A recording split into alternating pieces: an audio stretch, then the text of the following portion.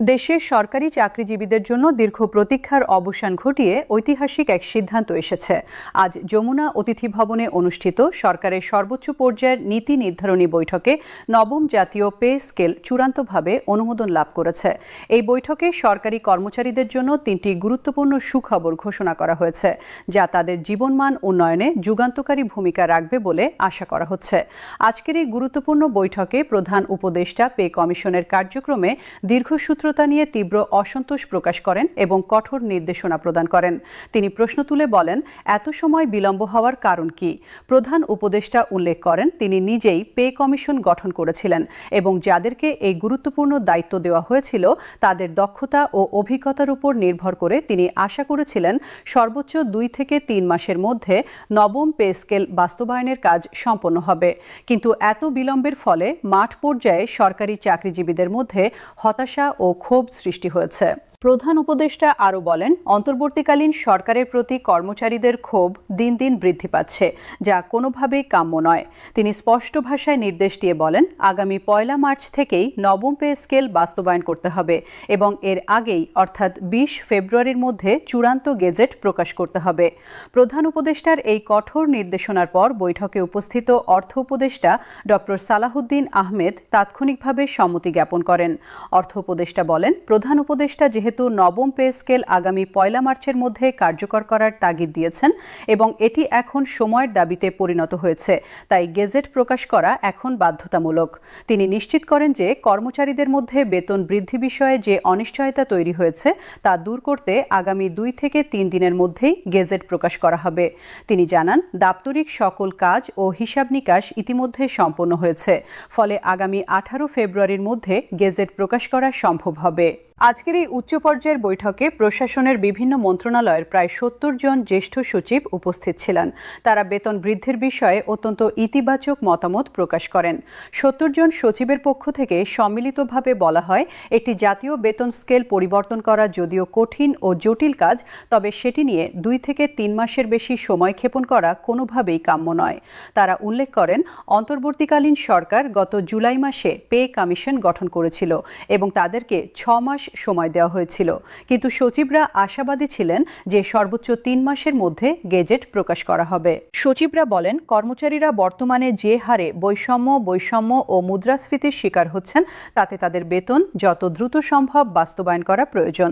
তারা জানান, অর্থনৈতিকভাবে সরকারি কর্মচারীরা বিভিন্নভাবে ক্ষতিগ্রস্ত হচ্ছেন এবং অনেকে ঋণের জালে জর্জরিত, তাই তাদের অর্থনৈতিক সক্ষমতা বৃদ্ধি করে নবম পে স্কেলের আওতায় সকল ধরনের সুযোগ সুবিধা বৃদ্ধি করা উচিত, যাতে প্রশাসন গতিশীল থাকে। সচিবরা আরও বলেন, কমিশনকে এখন তাদের বিলম্বের জন্য জবাবদিহিতার আওতায় আসতে হবে এবং অবিলম্বে কাজ সম্পন্ন করতে হবে। আজকের বৈঠকে বিএনপির ভারপ্রাপ্ত চেয়ারম্যান তারেক রহমানও উপস্থিত ছিলেন। তিনি সরকারি চাকরিজীবীদের পক্ষে স্পষ্ট বক্তব্য রেখে বলেন, কর্মচারীদেরকে আর অবহেলা বা হেয় করা যাবে না। তিনি পরিসংখ্যান তুলে ধরে বলেন, বাংলাদেশের সরকারি চাকরিজীবীদের মধ্যে 1/3 হচ্ছেন নিম্ন আয়ের কর্মচারী, তাই তাদের বেতন বৃদ্ধি করে দ্রুত গেজেট প্রকাশ করতে হবে। তিনি রাজনৈতিক প্রেক্ষাপট তুলে ধরে বলেন, যেহেতু সামনে জাতীয় নির্বাচন রয়েছে, তাই নির্বাচনের আগেই পে স্কেল সংক্রান্ত সকল কাজ শেষ করাই হবে পে কমিশনের মূল লক্ষ্য। তারেক রহমান বলেন, নির্বাচনকালীন সময়ে যদি পে স্কেল নিয়ে কোনো জটিলতা বা অসন্তোষ থাকে, তবে সরকারি চাকরিজীবীদের মধ্যে অস্থিরতা সৃষ্টি হতে পারে, যা নির্বাচনের সুষ্ঠু পরিবেশ নষ্ট করতে পারে। নির্বাচনী পরিস্থিতি স্বাভাবিক রাখতে কর্মচারীদের সন্তুষ্ট রাখা অত্যন্ত জরুরি বলেও তিনি মন্তব্য করেন। তার এই বক্তব্য বৈঠকে উপস্থিত সকলের দৃষ্টি আকর্ষণ করে এবং পে স্কেল দ্রুত বাস্তবায়নের প্রয়োজনীয়তা আরও স্পষ্ট হয়ে ওঠে।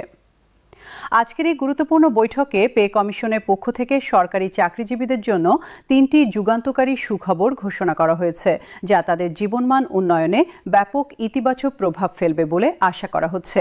প্রথম সুখবরটি হল, সরকারি কর্মচারীদের বহুল প্রত্যাশিত কিন্তু 2015 সাল থেকে বন্ধ হয়ে থাকা সিলেকশন গ্রেড ও টাইম স্কেল পুনরায় চালু করা হবে। বৈঠকে আলোচনায় উঠে আসে যে নতুন পে স্কেলে কর্মচারীদের বেতন বৃদ্ধি হলেও কর্মকর্তাদের বেতন থাকবে অনেক বেশি। তাই সিলেকশন গ্রেড ও টাইম স্কেল সংশোধন বা পুনর্বহাল না করা হলে প্রশাসনে বিশাল বৈষম্য দেখা দিতে পারে। এই বিষয়টি বিবেচনা করে আজকের বৈঠকে পে কমিশনের chairman Zakir Ahmed Khan selection grade ও টাইম স্কেল পুনরুদ্ধারের যৌক্তিকতা তুলে ধরেন। তখন প্রধান উপদেষ্টা বলেন, অবশ্যই সিলেকশন গ্রেড ও টাইম স্কেল পুনরুদ্ধার করা প্রয়োজন। তিনি জানান, ফেব্রুয়ারির মধ্যে যে খসড়া অনুযায়ী গেজেট প্রকাশ করা হবে সেখানে অবশ্যই এই দুটি গুরুত্বপূর্ণ ভাতা ও সুবিধা সংযুক্ত থাকবে। এই সিদ্ধান্ত সরকারি কর্মচারীদের জন্য একটি বড় স্বস্তির খবর, কারণ দীর্ঘদিন ধরে তারা এই সুবিধা থেকে বঞ্চিত ছিলেন। সিলেকশন গ্রেড ও টাইম স্কেল পুনর্বহালের ফলে সরকারি কর্মচারীরা তাদের চাকরি জীবনে নির্দিষ্ট সময় অতিক্রম করার পর স্বয়ংক্রিয়ভাবে বেতন বৃদ্ধি পাবেন। এটি তাদের আর্থিক নিরাপত্তা বৃদ্ধি করবে এবং কর্মক্ষেত্রে উৎসাহ ও নিষ্ঠা বাড়াবে। বিশেষত যারা দীর্ঘদিন ধরে একই পদে কাজ করছেন কিন্তু পদোন্নতির সুযোগ পাননি, তাদের জন্য এটি একটি বড় সুবিধা হবে। এই ব্যবস্থা চালু হলে প্রশাসনের বিভিন্ন স্তরে বৈষম্য হ্রাস পাবে এবং কর্মচারীদের মনোবল উন্নত হবে। দ্বিতীয় সুখবরটি হল গ্রেড সংখ্যা পরিবর্তন বা হ্রাস করার ঐতিহাসিক সিদ্ধান্ত। প্রধান উপদেষ্টা ও পে কমিশন অভ্যন্তরীণভাবে একটি বৈঠক করে গ্রেড সংখ্যা পরিবর্তনের বিষয়টিকে গুরুত্বের সঙ্গে বিবেচনা করেছেন। বিদ্যমান 20টি গ্রেডের পরিবর্তে 14টি গ্রেড রাখার সিদ্ধান্ত নেওয়া হয়েছে। বৈঠকে এই বিষয়গুলো নিয়ে বিস্তারিত আলোচনা হওয়ার পর বৈষম্য দূর করার লক্ষ্যে 14টি গ্রেড রাখার জন্য জোরালো মতামত দেন প্রধান উপদেষ্টা। প্রধান উপদেষ্টা বলেন, সরকারি কর্মচারীরা বিভিন্ন সময়ে বিভিন্ন বৈষম্যের শিকার হয়েছেন এবং পদোন্নতি থেকে বঞ্চিত হয়েছেন। তাই তাদের এই দীর্ঘদিনের বৈষম্য দূর করতে হলে শুধুমাত্র অর্থের অঙ্কে বেতন বৃদ্ধি করলেই হবে না, একই সঙ্গে গ্রেড সংখ্যা হ্রাস ও পরিবর্তন করে নবম পে স্কেল বাস্তবায়ন করতে হবে, যাতে তারা দ্রুত পদোন্নতি পান এবং সামাজিক মর্যাদা বৃদ্ধি পায়। গ্রেড সংখ্যা কমানোর এই সিদ্ধান্তের মাধ্যমে কর্মচারীদের পদোন্নতির সুযোগ বৃদ্ধি পাবে এবং তারা দ্রুত উচ্চতর গ্রেডে উন্নীত হতে পারবেন। বিশেষজ্ঞরা মনে করছেন, গ্রেড সংখ্যা হ্রাস করার এই সিদ্ধান্ত অত্যন্ত যুগোপযোগী। বর্তমানে 20টি গ্রেড থাকার কারণে কর্মচারীদের পদোন্নতির গতি খুবই ধীর এবং অনেকে চাকরি জীবনে কাঙ্ক্ষিত পদোন্নতি পান না। গ্রেড সংখ্যা 14টিতে নামিয়ে আনলে পদোন্নতির সুযোগ বাড়বে এবং কর্মচারীরা আরও দ্রুত উচ্চতর পদে উন্নীত হতে পারবেন। এতে প্রশাসনের কর্মদক্ষতা বৃদ্ধি পাবে এবং কর্মচারীদের মধ্যে কাজের প্রতি আগ্রহ বাড়বে। তৃতীয় এবং অত্যন্ত গুরুত্বপূর্ণ সুখবরটি হল সরকারি চাকরিজীবীদের জন্য বাড়ি ভাড়া ও চিকিৎসা ভাতার ব্যাপক পরিবর্তন। বর্তমান বাজারের সঙ্গে সামঞ্জস্য রেখে বাড়ি ভাড়া মূল বেতনের 70% করার সিদ্ধান্ত গৃহীত হয়েছে, যা আগে অনেক কম ছিল। বিশেষ করে শহরাঞ্চলে বসবাসরত কর্মচারীদের জন্য এটি বিশাল স্বস্তি বয়ে আনবে। বর্তমানে ঢাকা এবং অন্যান্য বড় শহরে বাড়ি ভাড়া অত্যন্ত বেশি এবং পূর্ববর্তী ভাতা দিয়ে তা বহন করা প্রায় অসম্ভব ছিল।